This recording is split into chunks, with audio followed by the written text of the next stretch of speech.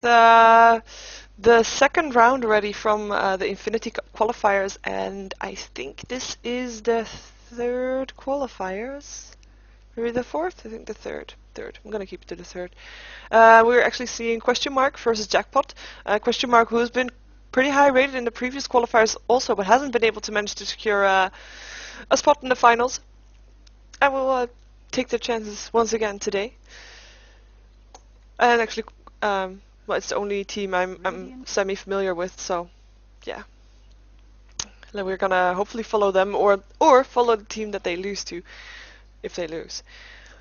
We're into the bans and picks already, and it's Weekend that's doing the picks for JACKPOT, and Elliot Smith doing the picks for Questionmark.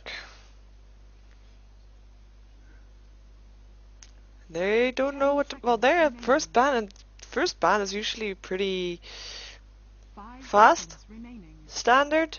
Which other word's gonna use for that? I don't know, but at least it's it's not one that people usually go into reserve time for. I'm wondering if they were actually ready before it started, because if they weren't, that would be a problem. And that would be yeah. I'm gonna see if this is gonna take on.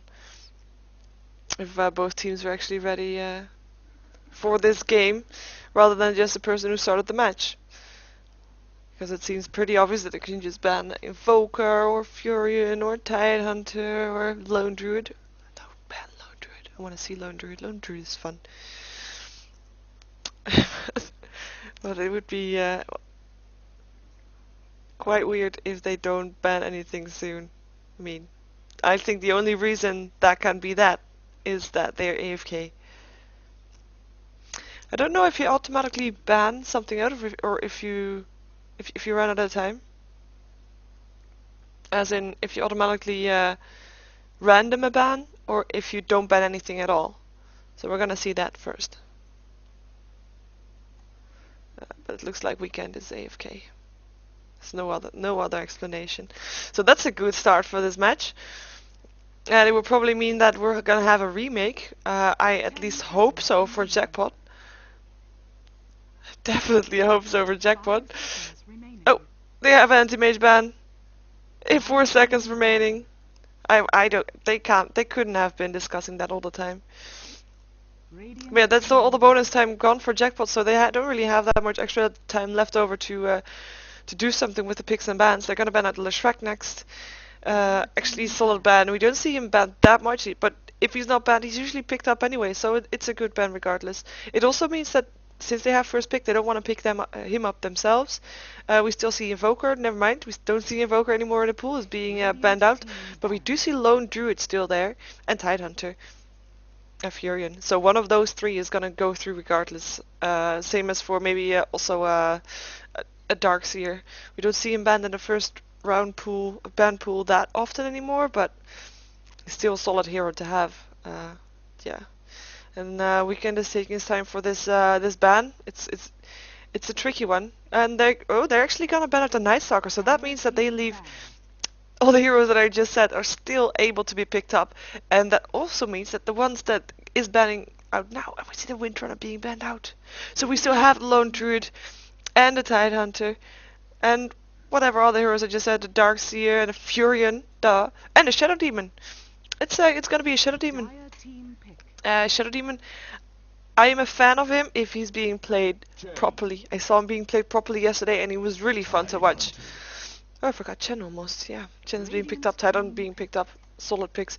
But yeah, Shadow Demon, I hope he's gonna be played properly, because then he is such a strong hero with his disruption, and yeah, and I hope he's not being played as purely as a support, which you sometimes see also. Nature's Prophet being picked up. These are just the pickups that, you know, that didn't get banned out. So there's still maybe a Darkseer, maybe a Shadow Shaman, or maybe they want an Enchantress to counter that Shen a little bit. But it's gonna be Mirana instead. Some solid right-click power, and actually doesn't give away anything about what they might try to pull off. That means that Queen of Pain is I always think there's 3 solid solo lanes, side lanes with this Queen of Pain, Windrunner, and Mirana. But they're actually gonna go for the Storm Spirit, so that's the mid lane done for Questionmark. And it's actually quite useful, yeah, with jumping around, with map presence. I mean, you have the Fury on JACKPOT side, also with that massive presence all over the map with his teleport. But the Storm Spirit is, he also has a presence with the Ball Lightning. But yeah, he does need a big mana pool in some farm to be able to actually make that presence come true. And yeah, well, that means the second ban round is gonna come out, and it seems like Weekend is well, he's almost through his time. I mean, the bonus time is not really there anymore. There we go, Lich is getting banned out. I'm not convinced about the Lich ban out. I do think both teams are still missing a hardcore support unless they want to roll Chen as a hardcore support. But I don't think he's gonna be that. But more like a Crystal Maiden ban in that case, or Vengeful Spirit. But it was also, well, the first pick after these ban phase goes to JACKPOT again, so they might actually think about picking up one of those two. And ban out the other, and they're banning out the Lich as the other one. Age Deprivation being banned out as a counter to Chen, or at least counter to Chen's ultimate. So Chen is able to do his ultimate without, you know, any fear of not healing, because there is a AA ulti on someone somewhere. We see a Broodmother ban out, solid pushing hero, and they don't want to have push going on if it's not from them. They have the Furion to do their own pushing, and they're already worried about the Chen enough, I think. Vengeful Spirit is being banned out, so 3 supports banned out here, with the Age Deprivation also being a semi-support. But it means that the Crystal Maiden is still in the pool and will probably be picked up by, well, I actually think she would be a nice addition to Questionmark's team, but she wouldn't misstand in JACKPOT either, so I think she will be picked up regardless. For, I feel like JACKPOT might need a Sand King or something. Some extra team fight ability. Because, you know, they have the Tidehunter on the other side. It's gonna be this Earthshaker instead. Still just as solid, almost as solid. And yeah, with the Echo Slam in between Chen's creeps doing extra damage with this Echo of the Echo Slam, then that will be a lot of damage coming out from the Earthshaker if we manage to pull it off properly. And going towards Questionmark, I still think they're gonna pick up the Crystal Main, but they also, their laning is still a bit weird. They still lack a solo lane or solo side lane. I think a Queen of Pain would be good in their lineup still. Also with a Blink being able to leap after, or to blink after Mirana should she want to leap away. And it's just, I mean, Storm Spirit is probably gonna go mid with Chen in the forest. That leaves Tidehunter on the lane. He could potentially solo lane. But it's not such a success, especially not if you're probably up for Mirana and or a Furion or a Shadow Demon. So I'm thinking Solana Darkseer could very much fit into their lineup also. A Darkseer or a Queen of Pain, or Beastmaster actually. There's a lot of options here. But yeah, a solo lane regardless. They're still missing one of those, and a solo lane, and then maybe also Crystal Main would finish that off completely. Am I saying that correctly? Because they're gonna have Chen in the forest, Storm Spirit, that leaves 2 lanes open. Yeah, you could have Tidehunter be the farming hero on a dual lane. That could be. Yeah, they're at least taking their time. They're taking it into reserve time. They have quite a bit of options, and they're probably waiting on pros and cons. They're gonna go for Morphling instead, so some hard carry for Questionmark. And Morphling is actually also able to solo lane. With his reform to escape, he should be able to still be able to get some last hits and you know, not die. But yeah, I hope he will be going for his easy hero. They're going for Shadow Shaman as the last pick for JACKPOT, who will probably be going to the middle lane. And I do think we're gonna see a Shadow Demon as a support. Oh, and I'm sorry, I'm gonna mess up Shadow Demon, Shadow Shaman quite a bit, so be ready for that. But yeah, Shadow Demon and Shadow Shaman. That means Shadow Demon is probably going to be the support, and Shadow Shaman not as much as a support.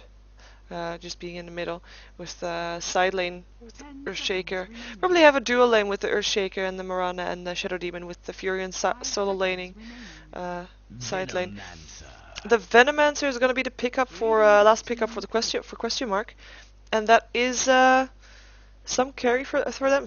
Wow, some support for them, and still able to do some damage and some slows. I'm just thinking here that they, of course, they have the Ravage, nice stun. They have the Vortex, and they have the Adaptive Strike from the Morphling, which is a mini stun.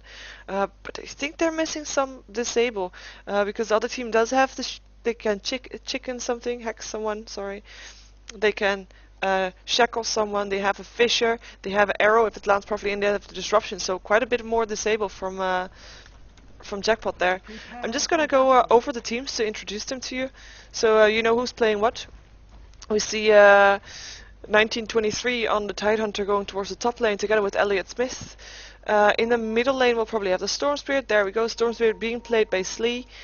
Also probably going towards the top is Samo on his Chen. And towards the bottom lane as a solo lane, Venomancer is a pretty good solo laner, and he will get up his levels pretty fast. Will be very annoying to play versus with all the wards, and he will have some nice lane control then too. But yeah, it's being played by Boss. We see everybody of JACKPOT going towards the top lane. Gayline is actually playing the Shadow Demon, with behind him is Orion on the Mirana. Weekend is playing the Furion. Xandon is playing the Shadow Shaman, and last but not least is Darren Liu on the Earthshaker. And well, they didn't find anybody, so they're gonna go back. We're gonna see Mirana going towards the top lane, probably solo laning there, with middle lane probably for the Shadow Shaman. The two supports, Shadow Demon and Earthshaker, staying on this rune, and I think Furion. Will Furion go forest? It looks like he might go into the forest, leaving the bottom lane for Shadow Demon and Earthshaker, meaning haste. Venomancer gets the haste rune on the bottom lane. He will be able to have the first. He will be able to have the first creep wave all to himself. Some blinks coming out in the Storm Spirit. Nah, they're not gonna be able to do anything here. Ward goes up. Fissure wasn't there. He didn't manage to get into the correct position for the Fissure, so I guess that's solid. And there we have Furion on the bottom lane, teleported in. So yeah, we're gonna have Furion on the bottom lane with these two roaming, assisting on the Mirana. And Tidehunter. Where's the counter ward? Oh, there. He's just able to kill off this counter ward. Yeah. Oh, Gush goes off on the Earthshaker, but I think it's not going to be anything more than just a little bit of harassment, because they won't be able to follow it up.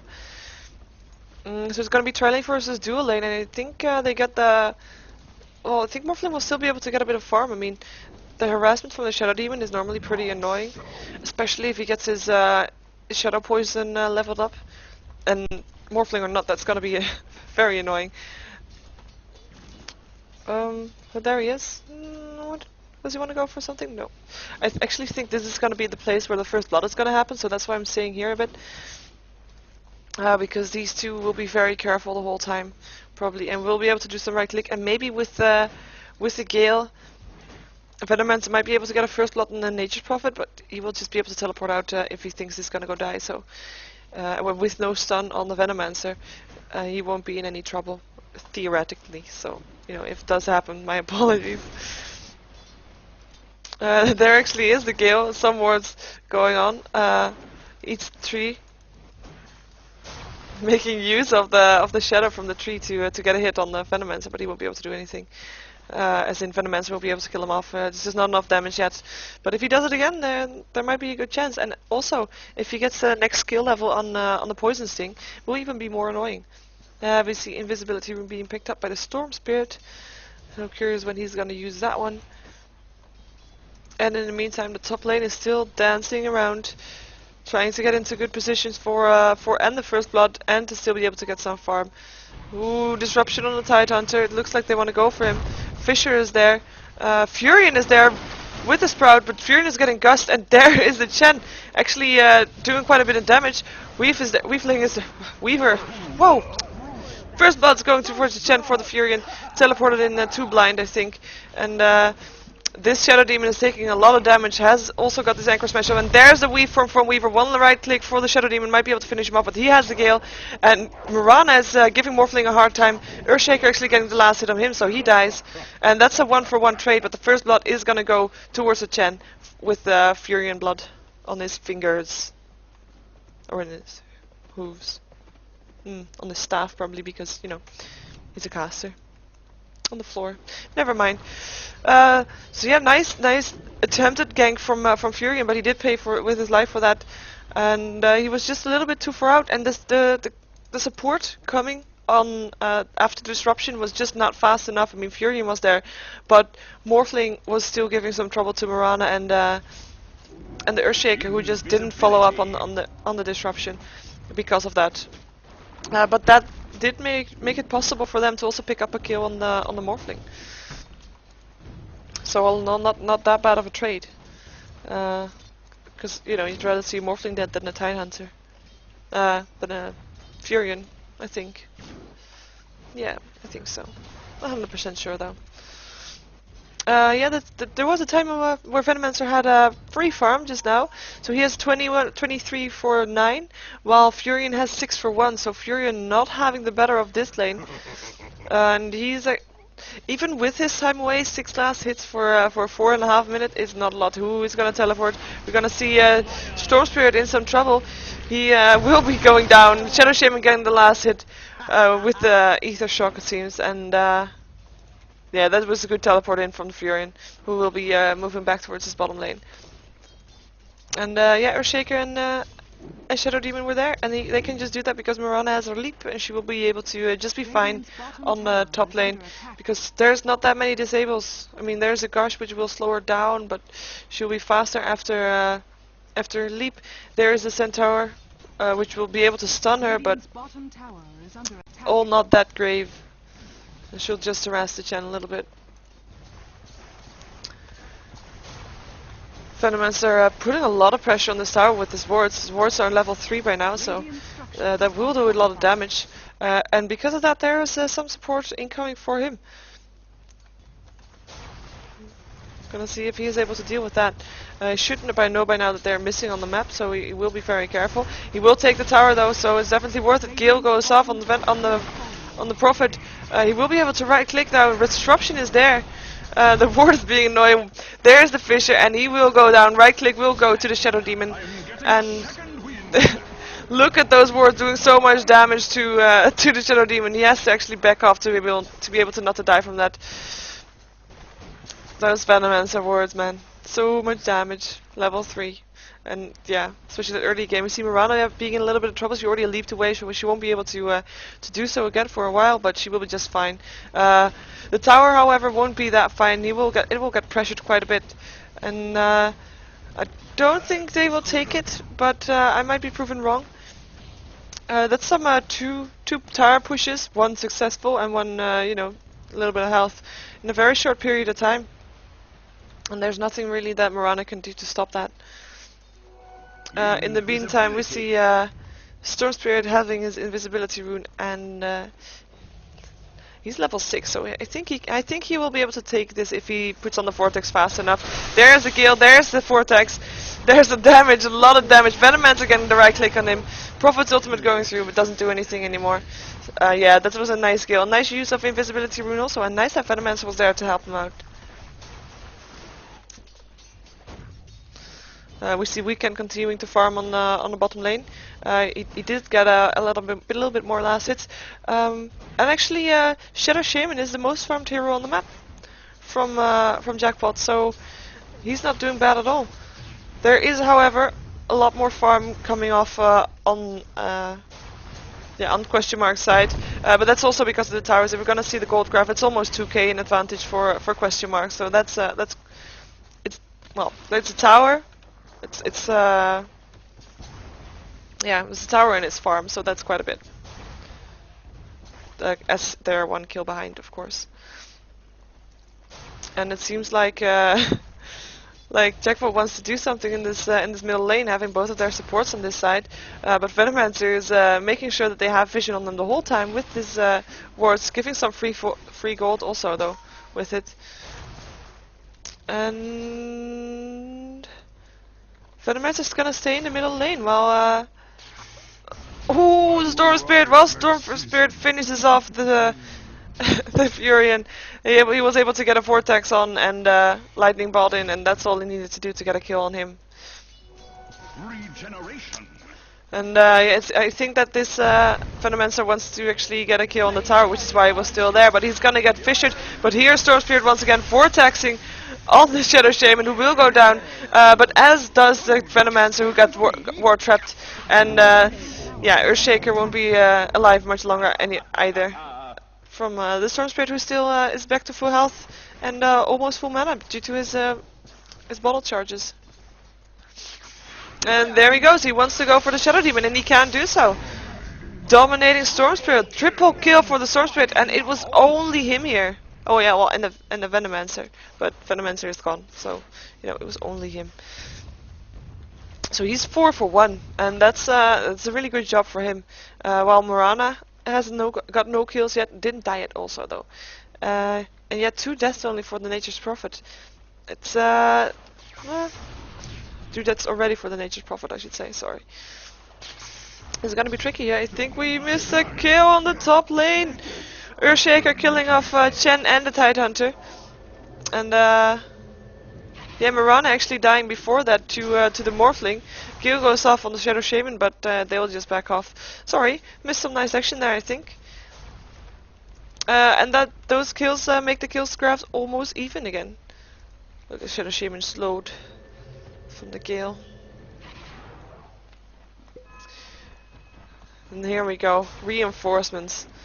Reinforcements are here, and it's 4 heroes here of JACKPOT, but you must not forget Furion is just a teleport away, so I think they got their eyes on this tower, and only Venomancer to defend. I think they're gonna be able to. Never mind, we have a teleport incoming. Hello, Chen. He will be able to help with the defense if it's needed.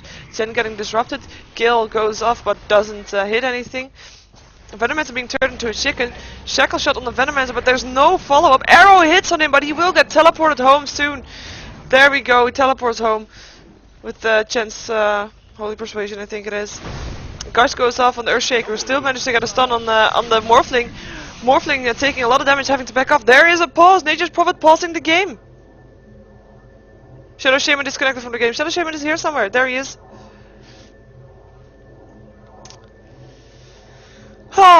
This is I think Morphling will be able to be just fine. I mean, he has his morph, so he will be able to morph in some strength.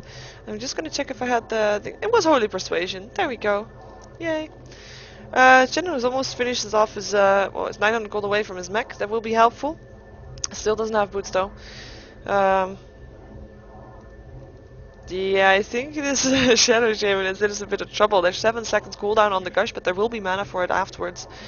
And Shadow Shaman will be able to place his ward. Oh, but if he wanted... Oh, oops. Sorry. Accidentally clicked the button on my headset. Shouldn't do that. Technical pause. Yeah, what are they gonna do afterwards? I mean, we see Mirana getting a Vortex. Where actually is the Shadow? Where is the Storm Spirit? He should be here. There's a Vortex. Storm Spirit. Oh, he's disrupted. He is disrupted. Okay. Storm Spirit is in the disruption. Yeah. And I'm expecting Fury to TP back here, as soon as the game continues. But we'll have to wait and see if that actually is gonna happen. Shadow Demon. I'm quite disappointed he didn't package Shadow Poison, because that's such a nice skill and such a deadly skill also.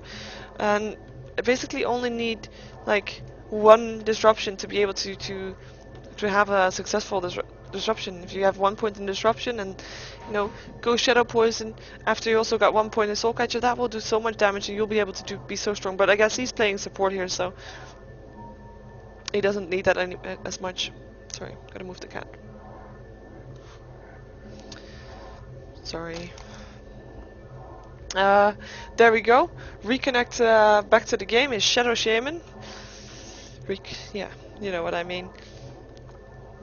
And we should see continue of this fight. I think Shadow Shaman will be placing his wards. I don't know if the Morphling will be able to get away.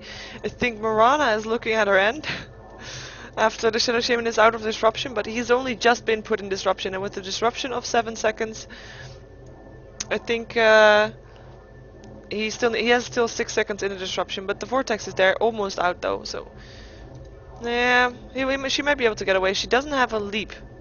Gotta remember. There we go.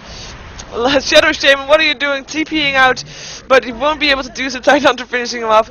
And here is the Shadow Shaman, sorry, Storm Spirit. Storm Spirit getting a double kill on Shadow Demon and on Marana. And yeah, we saw the Earthshaker die earlier, so yeah. And Morphling is just gonna get persuaded to go home and get some regen. That was an awesome fight for Questionmark, getting 4 deaths. And they didn't lose anybody. And oh, Nature's Prophet! I saw him being so low. Nature's Prophet dying to us a Storm Spirit with double damage, so you know, deadly. And they're gonna be able to take down this tower. The only one there to maybe defend it a little bit is Marana, but it's not gonna be enough. There's a fortification, but it's all a bit futile. They should just leave the tower. Arrow will fly and actually hits on the Chen. They don't want to follow it up though, or do they? They might want to. Nope, they don't. Teleport from Furion coming in towards the middle line to get some extra farm. And after the team fight, I'm gonna look at the gold graph once again, dipping towards the 5k in favor of Questionmark, which is a lot of gold. And I think for experience, it's the same thing. It's over 5k even. And at this point, it actually means quite a bit, with everybody being around level 8 and 7, and you know, it just means the difference between having an ulti, not having an ulti. Actually, everybody has his ulti, apart from Shadow Demon. But yeah, Tidehunter also has his ulti. That's something we should not forget. He has his Ravage up, and we're gonna hopefully see some soon, because I like Ravages. Ravages are fun to watch. And yeah, we're gonna see some show down in the middle, maybe. Shadow Demon overextending. The Gale goes off, Vortex goes off. There's nothing you can do. Tidehunter getting the last hit, and yeah, disruption was on the Storm Spirit, but that was just you know, doesn't mean it basically meant that Storm Spirit wasn't able to take the kill, but Tidehunter got it instead. Actually gained a level for it. And, they're just staying back here. I'm quite surprised by having a level 2 Sprout on the Nature's Prophet rather than having a level 2 Nature's Call, because I have been told that Sprout at level 2 is, I mean, level 1 is almost just as effective. I mean, it's just you know, almost a second difference, which can make a difference, I guess, but it's not really worth the change in mana, and since he doesn't have that much mana to pop out all his spells, it might not be worth it. Let's see where this is gonna go.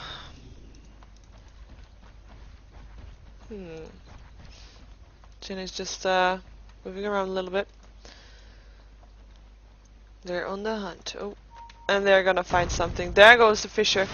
Actually, oh, Ravage going off! Tidehunter finishing off the Shadow Shaman. Shadow Demon's on the run. Marana's ultimate goes up. Invisibility word instantly, 2 at the same time. Bit overkill. But still, Tidehunter getting a double kill, and a Shadow Shaman and Shadow Demon looking for an easy kill on the Chen. All they found was death and Storm Spirit and the Ravage, and basically got annihilated. And those words, 2 words at the same time. I have to say, it was very fast reaction, and very good that 2 people actually had those words. You know, nobody has it anymore because they're all gone, but still. We see Nature's Prophet. Do you see what I see? I am a bit surprised by this. I wonder if it's gonna work out for him. I hope for him that it does.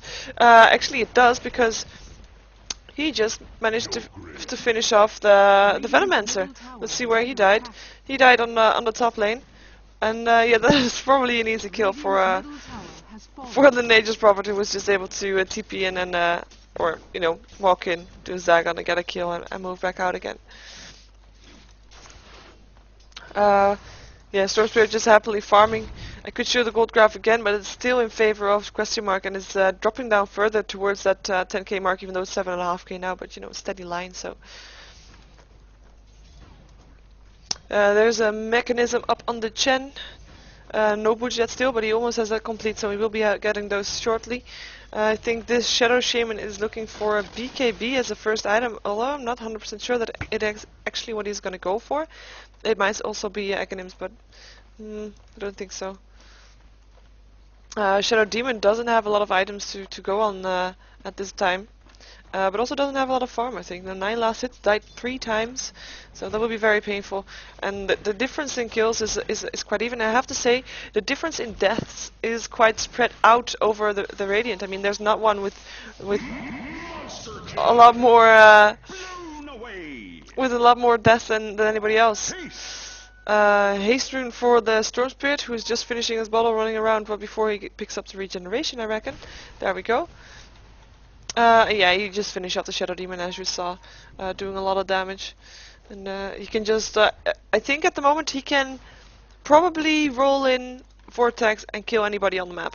As in, on the Radiant side. There's not a hero that he can't take on if he's full health and mana. Maybe the Shadow Demon, but we just saw him die if Shadow Demon is able to get a disruption off fast enough and TP out, but I don't think that's gonna be the case. And they want the skill though. But yeah, Storm Spirit is being careful. He doesn't want to go for a 2-on-1. He just wants to go for a 1-on-1, in which he knows he might win, or he will win. And I'm wondering when Furion is gonna show a Zimba item again and actually look for a kill again. They should be seeing / hearing each other soon. I'm over here. He's over there. And it looks like they're just waiting for a fight to happen, kinda. I mean, everybody is trying to farm as much as they can, but within their comfort zone. I mean, the only one extending just now was the Storm Spirit because he's just able to do so with his ball lightning being able to be anywhere on the map. Even Furion, who can be anywhere on the map, is staying pretty safe. He now actually has a level 2 in Nature's Call, so he will be able to maybe start some pushing soon, because they don't have any tower down yet, and with a Furion on your team, that's kind of odd. Of course, they do have a Chen counter pushing, so it will make a difference, but still, it's just not very common.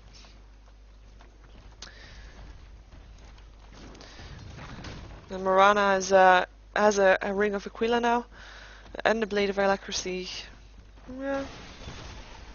Probably going for Sanj first, or Yasha, sorry, Yasha, to get her Mantis style up. Earthshaker doesn't have that much gold, but he does have charges. He doesn't have any gold at all. What? He did. He got 3 kills, died twice, and 4 assists. So he shouldn't be. I don't know. Maybe we're missing something. Maybe he was the one getting all the wards. It could be. Could definitely be. We see the Shadow Shaman still sitting on his Ogre Club, and actually has the gold to buy his what's it called, Mithril Hammer for his BKB. If it was actually BKB that he was gonna go for, which I was expecting. Ooh, hello, smoked up people. Are they gonna go for the? Are they gonna go for a Roshan? They might. It looks like they are. This might be a very long kill though. Yeah, but they have a bit of chain creeps to tank it up, so I guess in that sense it's okay. There is the smoke up on Jackpot, and the only one not smoked up is the Morana, who came too late to the smoke up party. But it looks like they want to try to gank out Elliot, but Elliot is no longer there. And they don't know that yet. So they're just gonna try and find someone. And ooh, wow, why did I go that way? And yeah, Storm Spirit picking up the Aegis, and I think by now Jackpot knows that they're not gonna be able to find anybody on that forest because everybody is gone. And they're just what are they doing? What are they going to? Furion's probably gonna TP out. Smoke has run out, so they will be visible. They are maybe looking to go towards going a gank / team fight in the middle lane, but Tidehunter does have his Ravage up, and I think, ooh, hello Mirana ulti. Ooh, nice kill on the Tidehunter with the Echo Slam there. So no Ravage up for Questionmark. Gale goes through, does hit on a couple of people, but everybody seemingly to back off from Jackpot again. There is the Earthshaker being vortexed in, Morphling killing off the Shadow Shaman. Ball Lightning going again, killing off the Storm Spirit, killing off the Earthshaker. Mirana being on the run, being silenced. Already has done her leap. Morphling will finish off Mirana.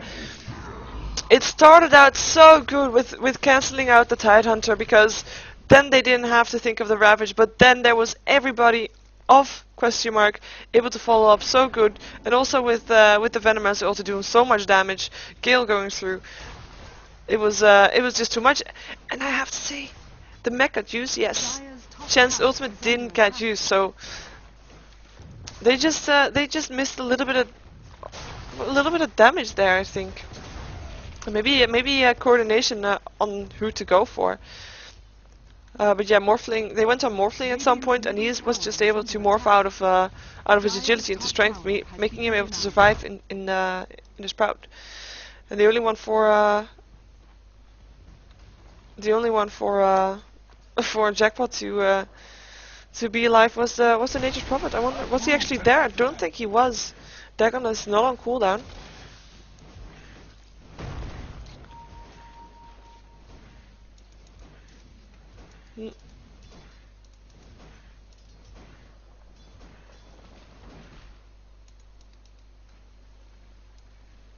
Is that a...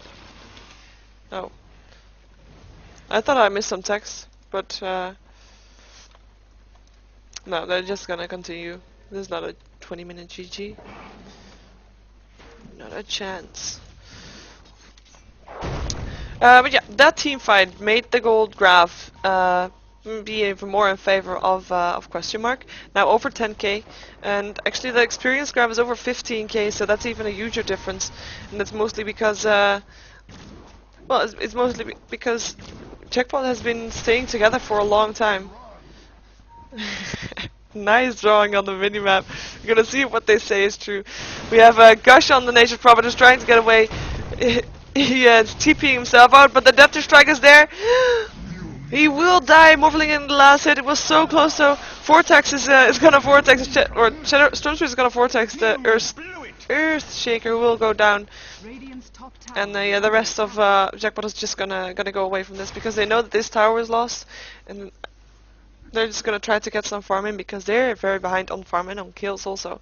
And if you can't get any kills, which they tried, then go for some farm. I do think they should be soon back at they should be back at their base soon, because they're gonna need to defend this. Shadow Shaman is here. He has his sports, has a blink dagger now on, by the way. So didn't went for the BKB, just had a casual casual ogre axe in his backs. We see Morphling having completed his Lincoln Sphere, and yeah, they're just gonna go for this tower.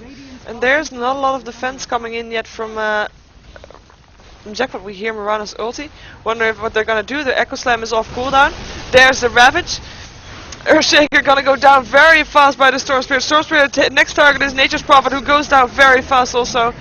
And Venomancer or Shadow Shaman wards have been placed, but a bit too far out of range from where I think they should be, to be able to be very effective. Morphling chasing down the Shadow Shaman on the top lane and killing him off.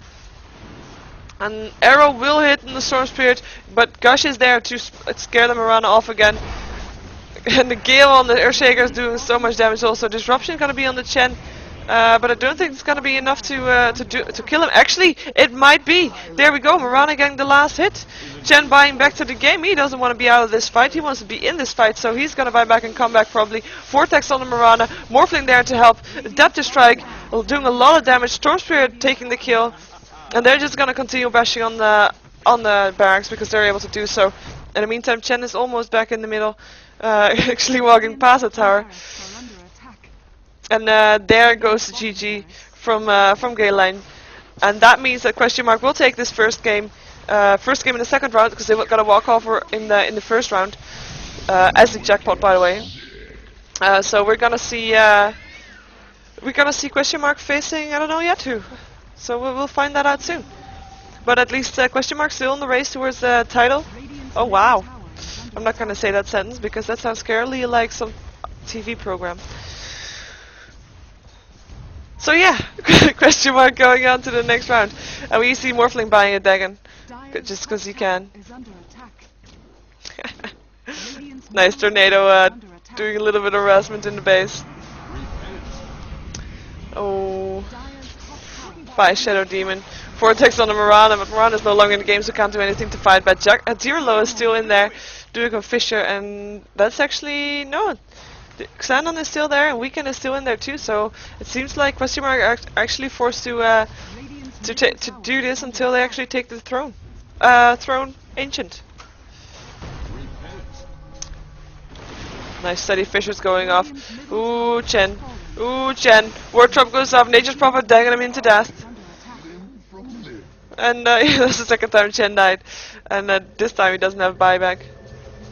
Yeah, Samo asking for team, but nobody was there to support him. There's some damage going on. Storm Spirit this time, but he does have his Aegis, so we'll pop up shortly again.